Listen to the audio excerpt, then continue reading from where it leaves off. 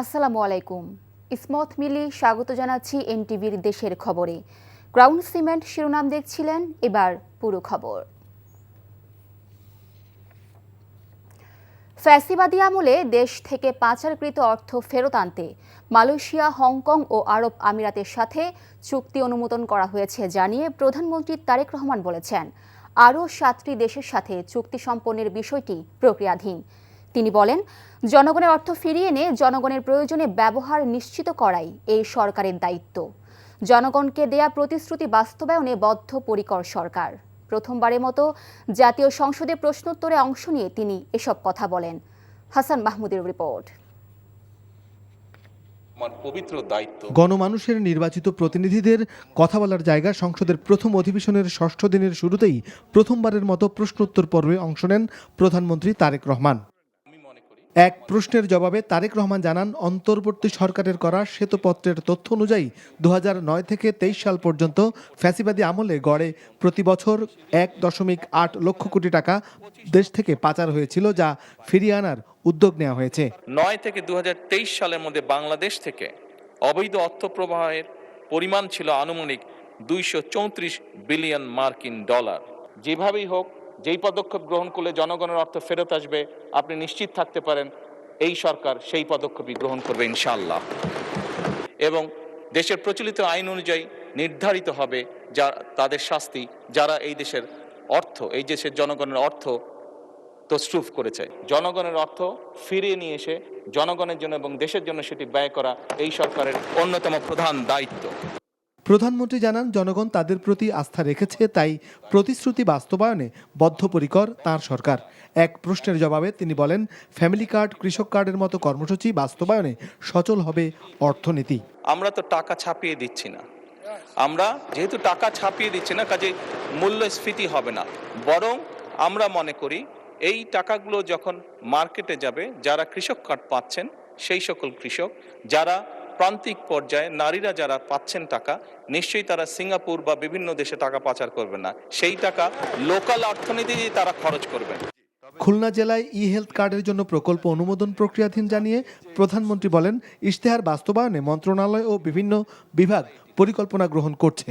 ইতিমধ্যে শুরু হয়েছে অনেক কর্মসূচি। কৃষকের সার্বিক সুরক্ষা প্রদানের জন্য সরকার কৃষক কার্ড প্রদানের উদ্যোগও গ্রহণ করেছে।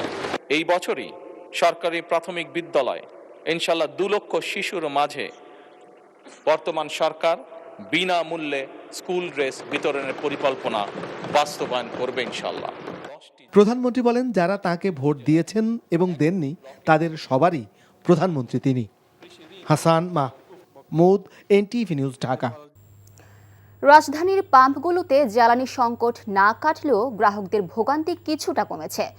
আগের চেয়ে কিছুটা কম সময়ে তেল সংগ্রহ করছেন গ্রাহকরা।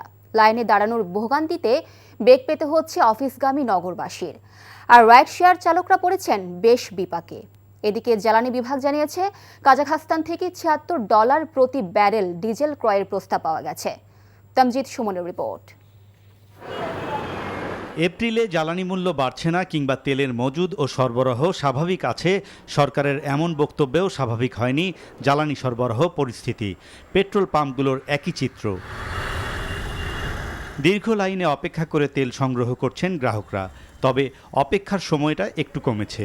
কদিনের তুলনায় বুধবার কম সময় অপেক্ষা করে তেল সংগ্রহ করেছেন গ্রাহকরা।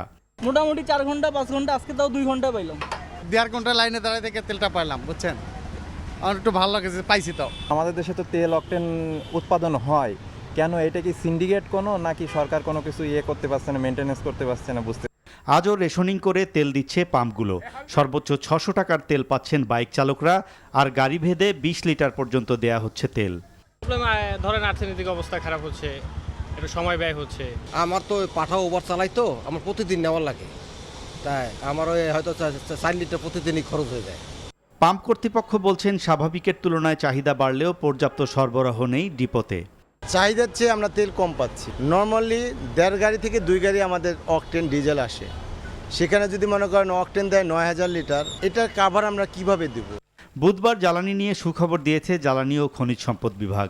কাজাখস্তান থেকে $76 প্রতি ব্যারেল ডিজেলের প্রস্তাব পাওয়া গেছে বলে জানান জ্বালানি বিভাগের যুগ্ম সচিব।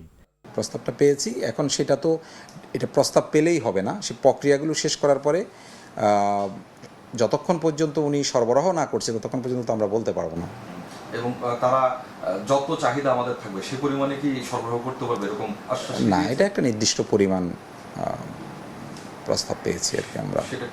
তবে প্রস্তাবগুলোর প্রক্রিয়া সম্পূর্ণ করার বিষয় রয়েছে জানিয়ে জ্বালানি বিভাগ বলছে দেশটি 1 লাখ মেট্রিক টন তেল সরবরাহ করতে পারবে। Tamjid Suman, NTV news, Dhaka. বগুড়ার সান্তাহারে নীলসাগর এক্সপ্রেস লাইনচ্যুতির ঘটনায় কর্মকর্তাদের দায়িত্বে অবহেলার প্রমাণ মিলেছে। প্রতিবেদনে দুর্ঘটনার জন্য রেলওয়ের 3টি পৃথক বিভাগের কর্মকর্তাদের দায়িত্বে চরম অবহেলা এবং বিধি লঙ্ঘনের প্রমাণ পাওয়া গেছে। সংশ্লিষ্ট ব্যক্তিদের বিরুদ্ধে বিভাগীয় ব্যবস্থা নেওয়ার সুপারিশ করেছে তদন্ত কমিটি। মঙ্গলবার রাতে পশ্চিমাঞ্চল রেলওয়ের মহাব্যবস্থাপক ফরিদ আহমেদ তদন্ত প্রতিবেদন জমার বিষয়টি নিশ্চিত করেছেন। তিনি জানান, প্রতিবেদনে প্রকৌশল বিভাগ, লোকোমাস্টার ও স্টেশন মাস্টারের গাফিলতির বিষয়টি সুস্পষ্টভাবে উঠে এসেছে। দুর্ঘটনার মূল কারণ ছিল রেলওয়ের প্রতিষ্ঠিত বিধিমালার লঙ্ঘন। জাহাঙ্গীরনগর বিশ্ববিদ্যালয়ের শিক্ষার্থী শারমিন জাহান খাদিজার হত্যাকারীর বিচারের দাবিতে মানববন্ধন কর্মসূচি পালন করা হয়েছে। সকালে বিশ্ববিদ্যালয়ের শহীদ মিনারের পাদদেশে এই মানববন্ধন কর্মসূচি পালন করেন তারা। মানববন্ধনে বক্তারা বলেন, হত্যাকাণ্ডের পরে বিশ্ববিদ্যালয় থেকে কোনো প্রকার সহযোগিতা না পাওয়ায় ক্ষোভ প্রকাশ করেন। গত 15 মার্চ রাতে জাহাঙ্গীরনগর বিশ্ববিদ্যালয়ের পাশে ইসলামনগর এলাকায় ভাড়া বাসায় ওই শিক্ষার্থীকে কুপিয়ে হত্যা করেন তার স্বামী ফাহিম। সিরাজগঞ্জ, র্যাব 12 ও রংপুর 13-এর যৌথ অভিযানে গঙ্গাচড়া উপজেলায় জাল টাকা তৈরির একটি কারখানার সন্ধান সহ এক ব্যক্তিকে গ্রেপ্তার করা হয়েছে। র্যাব জানায়, বিকেলে রংপুরের গঙ্গাচড়া থানার চেংমারি এলাকায় অভিযান চালিয়ে রুবেলের বাড়ি থেকে 1,92,500 টাকার জাল নোট এবং জাল টাকা তৈরির সরঞ্জাম উদ্ধার করা হয়। এর আগে গত 29 মার্চ সিরাজগঞ্জে পৃথক অভিযানে 13,15,700 টাকার জাল নোট সহ 2 জনকে গ্রেপ্তার করা হয়। সরকারের 5 বছরের 25 কোটি বৃক্ষরোপণ কর্মসূচির অংশ হিসেবে দেশের বিভিন্ন স্থানে বিভিন্ন গাছের চারা রোপণ করা হয়েছে। দুপুরে কেরানীগঞ্জে সড়ক ও জনপথ বিভাগের উদ্যোগে বৃক্ষরোপণ কর্মসূচি উদ্বোধন করেছেন ঢাকা 2 আসনের সংসদ সদস্য আমানুল্লাহ আমান। রাঙ্গামাটিতে মহাসড়কের পাশে সড়ক ও জনপথ বিভাগের উদ্যোগে গাছের চারা রোপণ করা হয়। সরকারের নির্বাচনী অঙ্গীকার হিসেবে কুষ্টিয়ায় সড়ক বিভাগের আয়োজনে বৃক্ষরোপণ কর্মসূচির উদ্বোধন করেন জেলা প্রশাসক। নরসিংদীতে বৃক্ষরোপণ কর্মসূচির উদ্বোধন করেন সদর আসনের সংসদ সদস্য খায়রুল কবির খোকন। রাজশাহী সহ বরেন্দ্র অঞ্চলে পানির সরবরাহ ক্রমান্বয়ে নিচে নেমে যাওয়ায় খরা সহিষ্ণু উচ্চ ফলনশীল হাইব্রিড জাতের গম চাষ করতে কৃষকদের প্রতি আহ্বান জানিয়েছেন কৃষি বিজ্ঞানীরা। বিকালে রাজশাহী নগরীর শ্যামপুরে বাংলাদেশ গম ও ভুট্টা গবেষণা ইনস্টিটিউট মাঠে কৃষক মাঠ দিবসে এই আহ্বান জানানো হয়। অনুষ্ঠানে কৃষকদের জানানো হয়, গবেষণার মাধ্যমে হাইব্রিড গমের যে উন্নত জাত উদ্ভাবন করা হয়েছে তা আগের যে কোনো জাতের চেয়ে অধিক ফলনশীল এবং রোগ বালাই মুক্ত।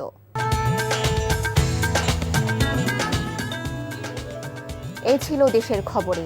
এই খবরের ভিডিও সহ আপডেট জানতে ভিজিট করুন এনটিভি অনলাইন www.ntvbd.com। এছাড়াও এনটিভির জনপ্রিয় সব অনুষ্ঠান ও খবরের আপডেট জানতে ভিজিট করুন আমাদের ইউটিউব ও ভেরিফাইড ফেসবুক পেজে। 6টা ইভিনিং নিউজ দেখার আমন্ত্রণ রইল। ধন্যবাদ সবাইকে।